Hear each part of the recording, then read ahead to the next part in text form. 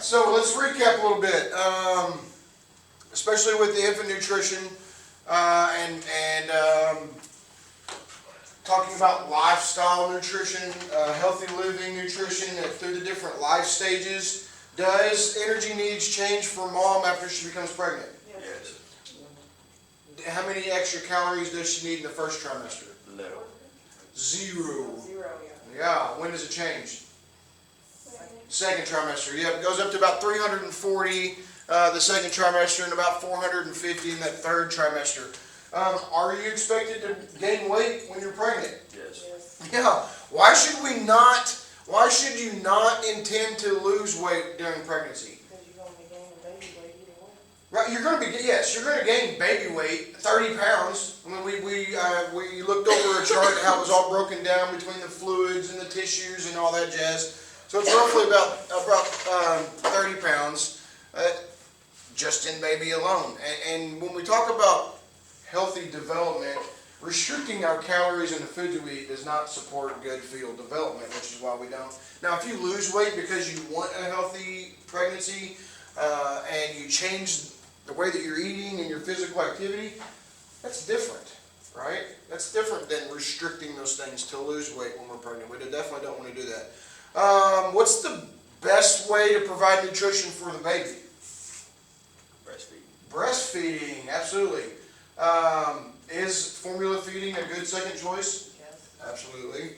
What is the, in the first couple of days of life, mom's breastfeeding, what does baby actually get? Colostrum. Colostrum. Yes, very good. What is that? Why is that important? Because it has antibodies in it that you can't get from formula.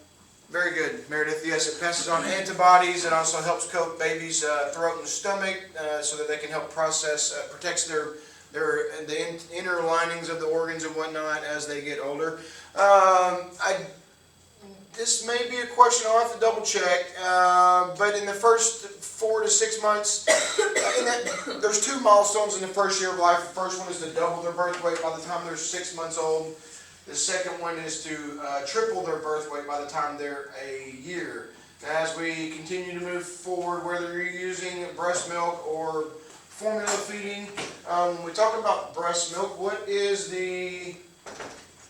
what's the hormone that produces the tissues that make breast milk? Yes, prolactin. Caught you on that one, didn't I? You're doing pretty good up until that. Yes, prolactin. Now, what's the hormone after baby's born that sends a signal to the brain, and it's termed letdown? Remember that one? It's that tip of my tongue. We have to be, moms should be in a stress-free environment, right? We talk about the hormone. There are certain signals. Mom can hear baby crying, it sends that signal. Mom can maybe hear or smell a certain scent that triggers this hormone. But what is it called? It actually lets down the milk, allows the milk to. Pain is what it is. What? It's the other one. Oxytocin. Yes, Yeah. oxytocin. Very good. Yep, oxytocin. That's the let down reflex. Okay. It says that it's involuntary. It's not something that you can go, okay, think really hard about this let down so that I can get milk. It just happens. I heard a baby cry in the store one day. I was like, oh, I'm so mad. I was never going to those. I mean, so it happens. I mean, it's crazy. And typically, I mean, we talk about the skin-on-skin contact and baby making those noises and mom just, it is kind of it's an unconscious control. Those things happen. It's a reflex. But the more that mom does this, when breastfeeding becomes established, these things it's not as difficult anymore to let the milk become available for baby. Breastfed babies are less likely to get sick and are statistically have a lower chance of becoming overweight or obese as adults. We did talk briefly about it not being a complete food. There are 2 things that it's missing: vitamin D and B12. Sometimes these are supplements given to baby or a prescription given to baby. A lot of moms, we ask that question in WIC, is baby getting any kind of supplements or vitamins? And usually the parents say no, but sometimes there is that vitamin D or or you can, baby can be outside getting sunlight. The problem is, if baby's born in the wintertime, what is the only thing that we see of the baby? Usually their face, right? Because they're all bundled up and covered up. Then we talked about when is quitting breastfeeding necessary? A lot of the conversations that we've had in here is when baby's ready, and I can't disagree with that. But I can tell you, just whatever you choose to do, just make sure that you believe in it and that there's good reasoning behind it. Don't worry about what other people are saying. But nutritionally, there's really nothing beyond age 2, especially age 3, that baby's going to get from mom's breast milk. Baby's able to eat regular foods. Chances are they're only feeding maybe once a day at that point.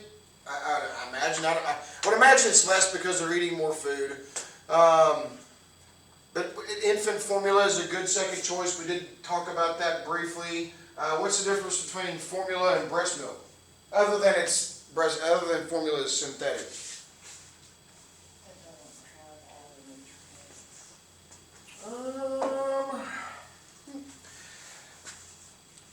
I'm not going to say it doesn't have all the nutrients because it actually has B12 and D in it that breast milk doesn't. Does it change as baby gets older? Formula does? No. No, it doesn't, right? Well, I have a question. Sure. So say you get some breast milk and you put a scoop or so in there and shake it up. Would that be like? That's a very good question. I'm glad you asked that. I actually had someone mention that in another class. I did that with my son. So are you saying does it hurt the baby, or is it a good practice? Yeah, is it good? Like, I would say that there's not. I would say that there's no need in it. I'm not going to say that you're fortifying the milk. I guess it just depends on the needs of the baby. I professionally would not suggest that, but I know that sometimes some moms that breastfeed don't produce enough, or maybe they've gone back to work, so they use infant formula to supplement, and sometimes they do that just to transition because it tastes different. It tastes different, breast milk versus the formula, and babies can pick up on that. So sometimes they do that just to give baby a little extra, but I don't know that that's something that's commonly practiced. Typically, if for WIC, if you're breastfeeding, unless you're fully breastfeeding, remember, when you're fully breastfeeding, you don't get any formula on the program whatsoever, but we nutritionally support you breastfeeding by a bigger food package. Now, some moms are breastfeeding and doing formula. You can do partial breastfeeding and get some formula through the WIC program, but they typically don't mix them because they don't have as much formula. So, to answer your question, I don't know that there's enough people doing that produces a need to investigate, saying this shouldn't be a practice. Like before, adding rice cereal to formulas made it thicker, what also leads to overfeeding. But the reason they make it thicker is so that babies won't throw it back up. Well, I had to do it for my son because he had that laryngomalacia. Right. And he had severe acid reflux, and if I didn't, picking it up. Now there are some and there are formulas that are heavier. There's a Infamil AR, which is called added rice, and they actually add that in there for those very reasons. There are some good reasons, but a lot of times, especially in WIC, I think we need to change our formula. Why is that? Well, my baby's throwing up. Well, your baby's 3 months old. How much are you feeding your baby? 6 ounces. That's way too much. And there's no need in adding rice or changing formulas. One of my first suggestions is let's just scale back a little bit. Your baby, we talked about the size of an infant's stomach. Starts out about the size of a ping pong ball. How many ounces do you think you can fit in that? Maybe. I mean, when you go home from the hospital where those little bitty bottles are only 1 ounces, right? So if I'm trying to overfeed think about a baby's stomach as a water balloon. What happens when the it either pops, which to my knowledge I don't think that's ever happened, because it is a muscle. I'm not saying that it can't pop. I mean, that happens all the time with athletes, right? The muscle gives way. But more importantly, think about what happens when it just shoots right back up the top of it. Spews. Right everywhere. Oh, there's something wrong with my baby. No, let's investigate a little bit. But it is a good second choice. We got into talking about baby foods and went to progress into those things, especially things like cow's milk. Cow's milk has a protein called casein that is difficult for infants to digest. The book suggests that we wait until a year old to start introducing those things. Nothing magical happens, okay, overnight from 11 months and 29 days to a year old, okay. We say this, one, because WIC can't offer that to a child until they're 1 anyway, and I don't know that they say that because of that reason, but you know, when we talk about, I always said, you know, moms ask me, when can I start giving them whole milk? Well, I usually follow up with, have you started giving them ice cream yet? Because there's milk in ice cream. And I think there's more concern about giving children milk because of allergies. But you're still able to identify the lactose allergies or intolerances, even by giving them a little bit of ice cream, or, you know, if you make mashed potatoes from scratch, those things have milk in them. And those are kind of the things. That's what this section of the book is talking about when we're introducing solid foods, making sure that we're identifying any allergies by introducing a certain food for a certain time period. So allergies to proteins in food, especially the cow's milk, often begin in infancy. So when we talk about identifying those allergies and we introducing solid foods, start with grain beans. Start with one baby food first and do that for a couple days just to identify babies having any kind of I was told allergic to start reaction. with meat because they're gonna hate that worse than anything else. Meat? And they were right. Well, have you ever tried baby It's nasty. meats? Yeah. It's like spoiled spam, if that makes sense. Yeah, it's not. It's like I guess if you like Vienna sausages, you might like those things. But yeah, baby meats are. What's crazy is you mentioned that because in WIC, when women are breastfeeding and babies turn 6 months old, we start offering baby meats for breastfed moms, but we don't for formula fed because there's iron in the formula, which is why we use the meats. But as far as choosing one first, I've not heard the meats, but I have heard doing vegetables first. Just because They told me to do the meats, then go to the vegetables, then go to fruit, because fruit was going to be what they love the most. absolutely, no, I would disagree. I would definitely agree to that. You start with fruits, you're never going to get them on anything else, or you know, trying to introduce, even mixing them, just so that just because of the flavor profile, the difference in the flavor profiles. But yeah, absolutely, the allergies. We want to make sure that the baby is free of any allergies, so making sure that we're just sticking to, we're not changing it up all of a sudden. Be slow and methodical about it. And a lot of times, you know, the book talks about children usually aren't mature enough to consume solids before the age of 4 to 6 months old. Baby's kidneys functions are quite limited until this time. Additionally, the digestive tract cannot readily digest starch before the child is about 3 months old. These are guidelines, guys. Okay, we can't really see what's going on inside the stomachs, whether they're ready for this. But I can tell you, you're going to know if your child is ready for this after they try it. What we're really looking for is making sure that it's safe for them to eat. Okay, if they're not able to sit up on their own, do we eat laying on our sides? I mean, not usually. I mean, pharaohs did when they were being fed grapes, right? Watching something about pharaohs last night. It was pretty interesting, actually. But we typically don't lay on our side. We should not be feeding children in the same fashion. They should be able to sit up. There's also, infants are born with this extrusion reflex. It says infants are born. Everybody is. And I think it comes back as we get older. But it's an involuntary response that occurs when a solid or a semi-solid object is placed in the infant's mouth. So that initial, when they their tongue protrudes and forces the baby's food out of the mouth. A reflex, thrust tongue forward, pushing object out of its mouth. Trying to feed infant solid foods with a spoon can be messy. Liquid food, it can be. I mean, it's fun. I mean, how many of you have seen pictures of spaghetti all over a kid? I mean, we watch it all the time, America's Funniest Videos. Children falling asleep while they're eating and food all over. Don't put them in an Easter dress trying to feed them. It ain't going to happen. Liquid food such as breast milk, infant milk, the baby doesn't elicit, there's not the extrusion reflex, so the baby swallows the fluids. So it's just it's a learning process, it's a development.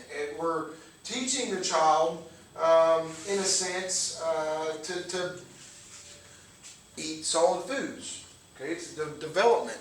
But again, 4 to 6 months, I think we're our own worst critics, because when we have children, especially if we have friends that have children that are this close to the same age that we do, we're always comparing our children to other people's children. And it's not fair to you, right? Because then you're like, oh, I'm a poor mother. My kid's not even crawling yet, and my friend has a baby that's 2 weeks younger than mine, and he's on his knees or whatever. You know, I mean, it's just, stop comparing.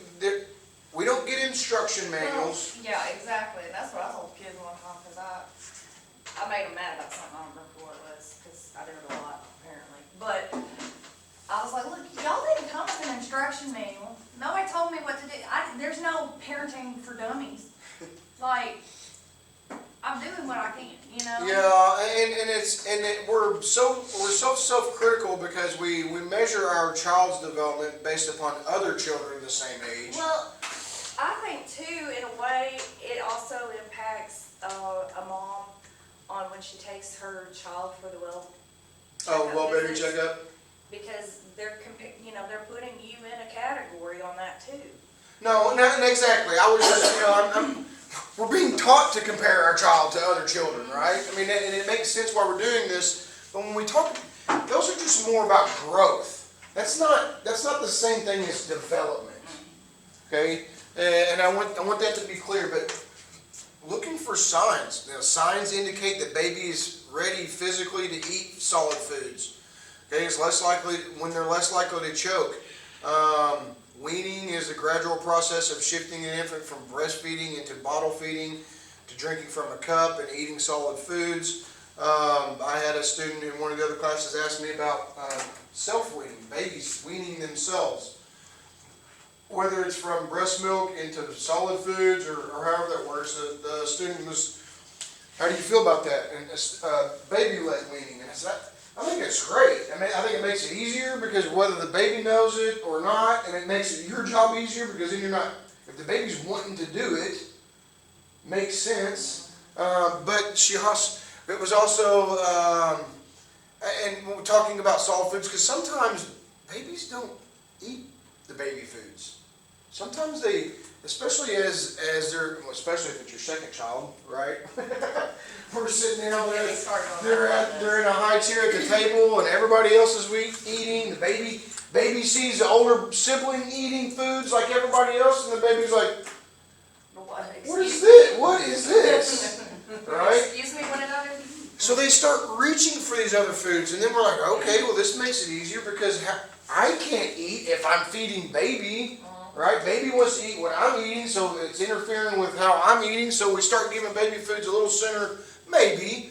My concern with the baby-led weaning was that skipping these stages, making sure that we're not offering them foods that they can choke on. Grapes is a no-no, cut up hot dogs is a no-no, nuts, whole peanuts and things like that are a no-no.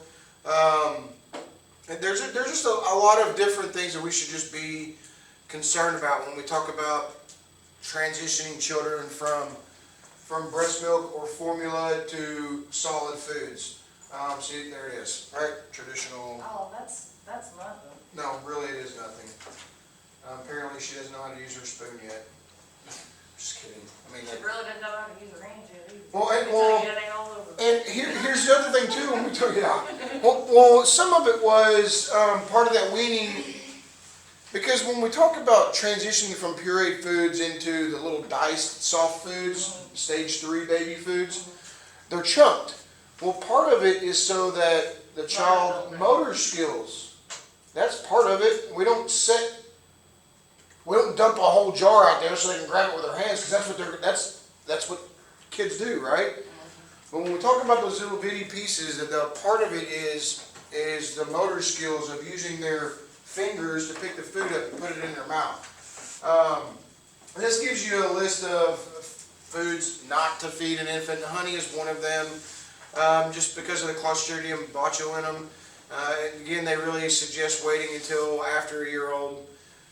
Nothing magical happens. I would suggest following this one, just because the honey's it's weird. Yes, we have honey that sits on shelves, but there's a lot of people that sell raw honey as well. So this one's definitely a good one, because that is not something that you want a baby to battle. Excessive infant formula or human milk, depending on their age, most infants need less than 30 ounces of milk daily. A child who drinks too much milk may not eat enough solid foods that contain nutrients lacking in the milk. I've seen that a lot, especially with older children. We're about to learn here in a second the toddler stage of nutrition and all of those things, that the barriers that come along with a toddler. But a lot of them, they like the milk, so they drink it, and typically it keeps them fuller longer, right? Well, then they don't eat as much.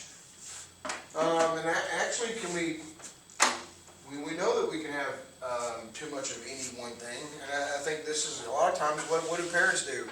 Kid doesn't want to eat, but he's asking for milk. Now I'm concerned that my child's going to starve to death, so I have to give him milk, right? No, they'll hold out. They'll hold out. For those of you that aren't parents, or even those of you that are, I promise you. You let them starve. They'll come to you. Hey, look, I grew up with, there was 5 boys in the household, 3 stepbrothers, and then I had a brother, and the stepbrothers were all older. If you didn't eat what was made for dinner, you went to bed hungry. I'm still alive, and I turned out just fine. And it'll be there tomorrow. This is the Sleep for Dinner Champ Club right here. Is it? Yeah. You would hold out until they gave in? The thing is like they know that I don't like eating like certain foods. Like I cannot stand certain foods because of the texture, and they know that. Okay. And then they make that, and like my mom typically she like makes a lot of these same foods, and she made like this tuna fish casserole one time, and I absolutely despise it. So I'm like, guess I have sleep for dinner, and they're like, okay. And I slept, and I woke up the next morning, and I had cereal. Okay. So But you're still alive. I was real Okay. hungry. I was real hungry. And I think that's the misconception. I mean, we have to pay attention to these things. And some of it, children are manipulative. Hell yeah. And they will figure out a way to get what they want. Yeah. I mean, we see it happening today with adults, Yeah. right? These are learned behaviors. But be aware. I mean, children, once they're progressed from beyond formula and breast milk and they start eating real foods, you've got to set some rules and boundaries, or you're going to be battling these things your entire life. And I get the whole texture thing. I don't have a texture issue, but sometimes I say that. I had a quesadilla one time, but it had had chorizo and sausage, shrimp, and chorizo, shrimp, and steak in it. And I bit into it. Something just didn't feel right. It's probably because you have like 3 different food consistencies. Yeah, but I know what those. I know what those feel like in my mouth, right? And so when I bit down on one, I was like, well, that doesn't feel familiar. But it was the steak, and it was just a tender piece of meat, right? My brother won't get onions on his burgers unless he puts them on there, because when he bites into raw onions, because when he bites into it, it's crunchy. I know a lot of people like that. And then he's like, what? You know what I I mean? don't do coconut. But so I would have like coconut stuff. because of the texture, Yes, yeah. you know what? I understand like eating straight from the No, like those coconut cream pies, I can't even do that. Coconut. So, and this here says fruit juice, babies should not be given fruit juices before the age of 1. You know, you're already giving them They fruits. have like baby fruit juice that you can give them that Well, and you're giving them has less fruit. sugar. It does. I've looked at it. What? Certain ones. You know what it has? It's not because it has less sugar. It means it has more water. Flavored water, basically. Oh, so I know people that just put the water in the juice and give it to them. We did that. I did Just that. cut it down. I mean, it flavors the water a little bit, gets them a little bit more introduced and okay with water, but What is with the whole like red Kool-Aid makes children absolutely chaotic? I think it's like the red 40. I mean, Yeah. I think it's the dye in there. Because my nephew, anytime like we try to stay away from any like red drinks, because he turns into the absolute Tasmanian devil, and he just like zoomies around the house, and he's just an arse. So we have to like stay away from red things, and I don't quite understand. Something in that, and I think it's the red 40 because I mean, you know, you associate Mountain Dew with the giggity, you know, whatnot. What? Quagmire? I mean, think about it. When you give a kid Mountain Dew, what's he doing? Bouncing off the Bouncing off walls. the walls, right? It's all over the place. He's going, look what I And a lot of times we associate that with the sugar, Caffeine. but it also has red 40. Oh, it does? But it has a load of caffeine. It does. I mean, there's a lot, but Kool-Aid doesn't, and the only common factor is the red 40. Now, I'm not saying that the caffeine and the sugar doesn't contribute Well, to I'm that. saying it helps. I would agree with that. Yeah, it's like a high octane kind of fuel.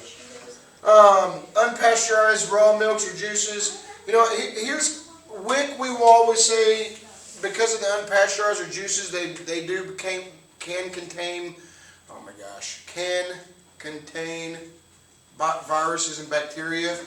But what do you think families do that get milk on a farm? Think they drink it? It's hard for me.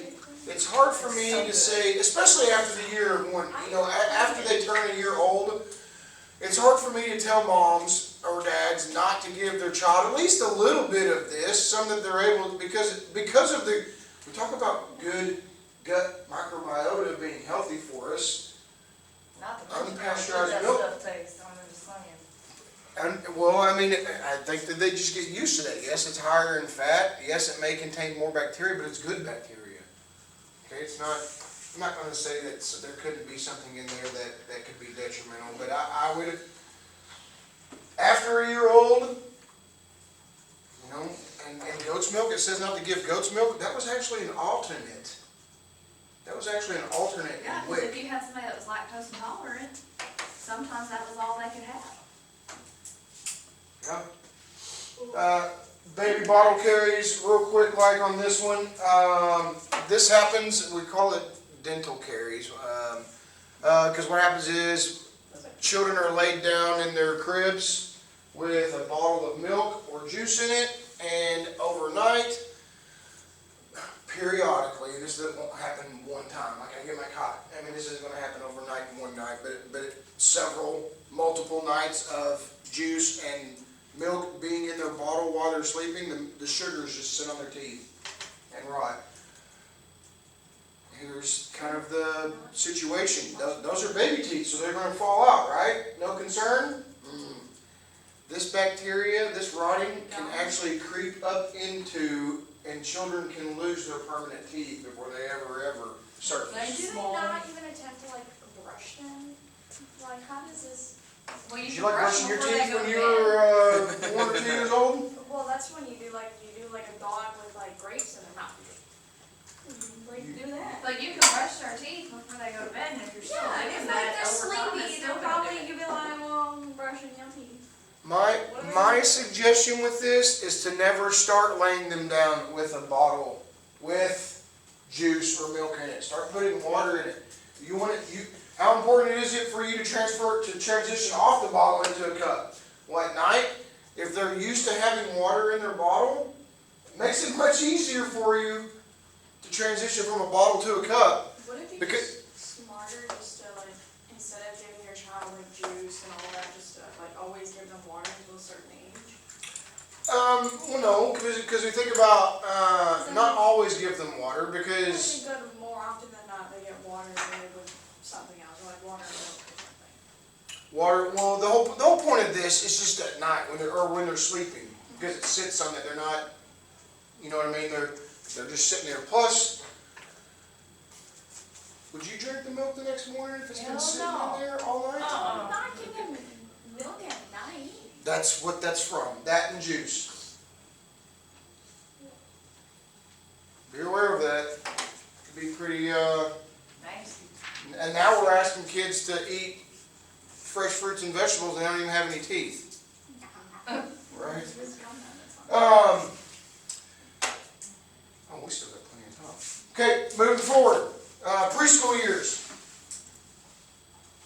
This becomes interesting. Okay, childhood can be divided into preschool period, 2 to 5 years of age, the school age period, 6 to 11 years of age, and adolescence, 12 to 19 years. In this section, when nutrition concerns of preschool children, the rapid growth rate characterizes the first 12 months, life tapers off quickly. So when planning meals and snacks for children, caregivers should emphasize nutrient-dense foods, such as nuts and nut butters, lean meats, low-fat dairy products. It's a child. I don't think that's necessary, in my opinion. Whole grain bread, cereals, fruits, and vegetables. What's the problem with children? Do they like those? Nope. Heck no. How many of you eat vegetables in here? About half of you. Religiously. I love that fresh veggies, real fresh veggies. So good. Sure, but not everybody's like that, especially children. Mm-hmm. They're good. My daughter, They're good. I love my daughter on this because she's like, I just don't think I like it. And I'm like, well, I really like it. You might want to try it. She's like, I do want to be like you, so let me try it. I'm like, don't do that. It's so okay that they season it and then how they make it on there. If you like actually like flavored it. Problem is, so many of the ready-to-eat cereals are sweetened with sugar. It is not necessary to eliminate such foods, but we don't have to eliminate the sugary cereals, but we need to make sure we focus on low-fat dairy products. That makes sense. Caregivers, however, should read product labels and choose whole grains. There is a school lunch program. Even daycares are able to get reimbursements from the USDA as long as they're meeting certain criteria. 3-year-old boys, for example, generally need 12 to 1,400 calories depending on their physical activity level. Girls, 1,000 to 1,400.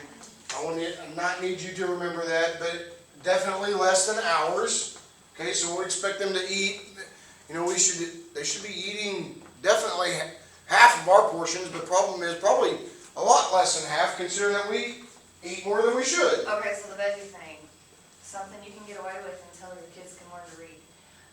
Because I did it. You buy the noodles that are made from vegetables. Yes, Garden Delight. Yeah, and then you feed it to them, and I think it's just like regular noodles. And then when my kids got old enough to read, I was in trouble. When you just take I'm- the package, white it I've out. always bought whole grain or 100% whole wheel bread, and the boys don't know any. Well, the little one doesn't like the whole grain because of the seeds. the seeds and stuff. in it, Yeah. but he'll eat the. Mine don't complain because I'm like, are you buying bread? It's a good point. It's a good point too. But we do have a rule. I mean, and we're going to get into this here in a little bit. We talk about eating habits and whatnot. Children go through periods where they just their list of foods Pizza, chicken nuggets. becomes like 3 things. Yeah. And we'll talk about that. So when we talk, and snacking is not necessarily a bad habit, but when we talk about children, this can interfere with their eating patterns, especially if a child knows that the snacks are Way much better. different than dinner, right? Especially when mom sneaks that veggie. Yeah. So we talk about fostering eating behaviors. Parents often refer to their preschool children as picky eaters, and I'm not going to say that that's 100% the case, but more importantly, it's not because they're picky eaters, because they go through food jags, and it's a period in which they refuse to eat a food that they liked in the past, or want to eat only a particular food, such as peanut butter and jelly sandwiches, or cereal and milk. I think food jags become picky eaters, in my opinion. I was like, I'm in the longest phase of food jags I could ever imagine. I think that these things, because it happens. I've talked about we have the most taste buds in Weimar, right? Yeah, okay. So, yeah. Crap. See, I was focused there for a second. You just sideswiped me. You ran a stop sign and T-boned me. From now on, no matter he's okay. Yeah, don't ask me. Because obviously. We have the most taste buds when we're an infant. As we get older, we lose them. Well, when children get to the age they're like, hey, we should stop asking them, do you want this? Right? Just, right.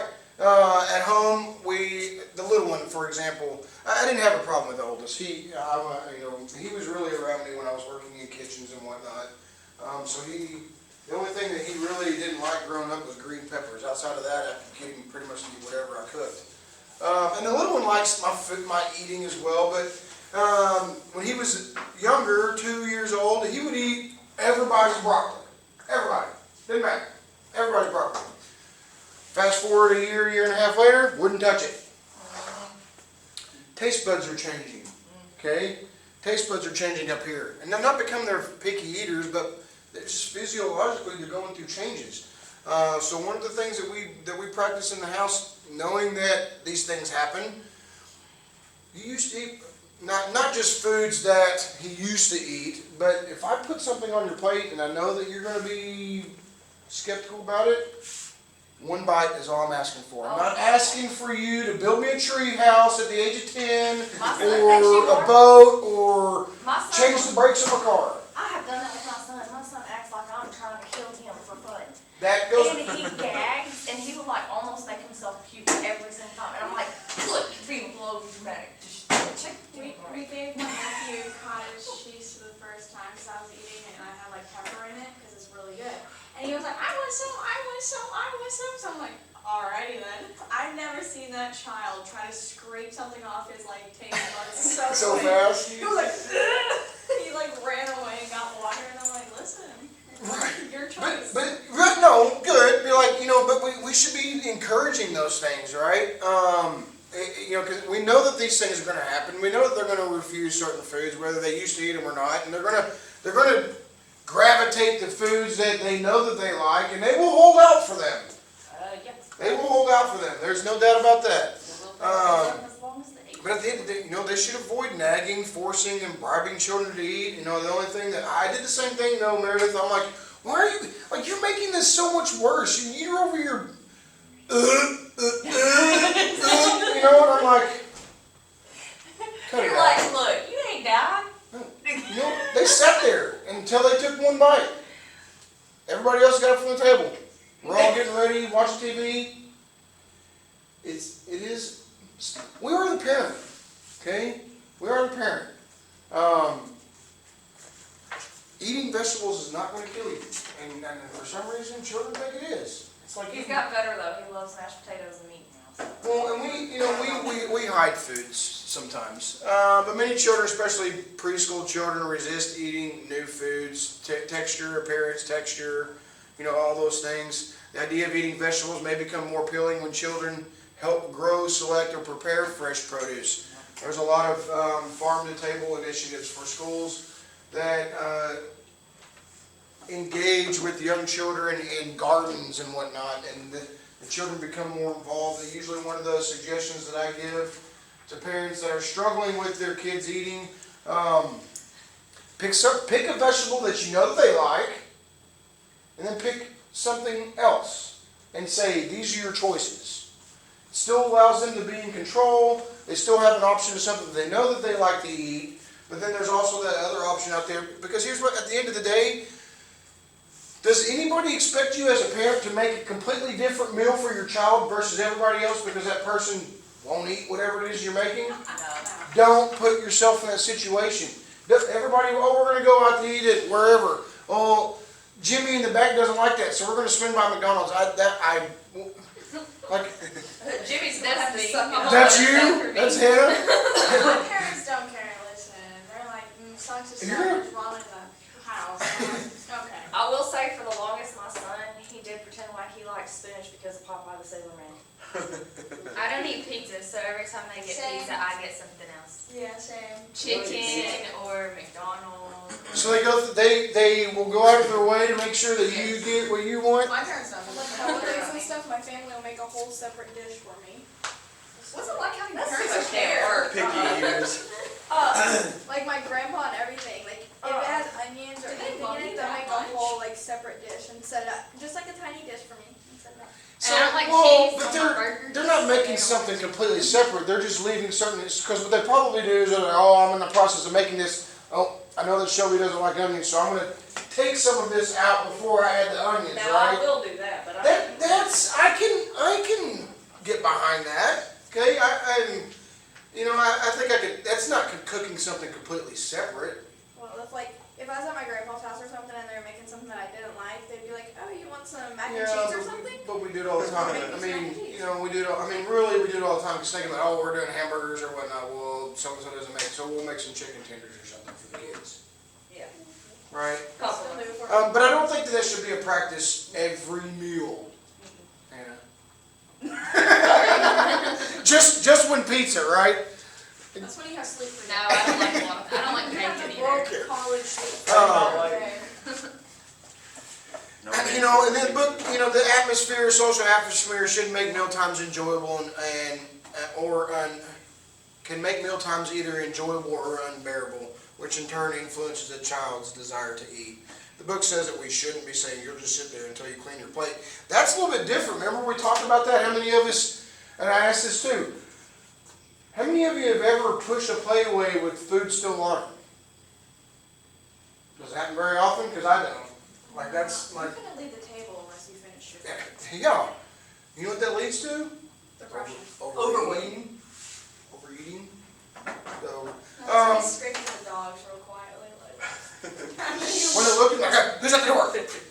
My brother used to do that. He knew that I didn't like certain foods, so he would like have to look over there, and then he would like just grab stuff off my plate, and I was like, "Yo, what happened?" So we'll stop there. We have one little section that actually we got 2 minutes because we're at the end of that one, and then we can start with school-age children. So common food-related concerns, iron deficiency. We monitor those in school in children ages the infant up until they're 5. We know that iron is good for tissue development and red blood cells. So this is important to make sure that we're monitoring that. Dental caries, we briefly talked about that one as well. Brushing your teeth, making sure that we're keeping their teeth clean and healthy so they can eat the foods that we're asking them to eat. We'll pick up on 13.5 on Wednesday. Have a good day.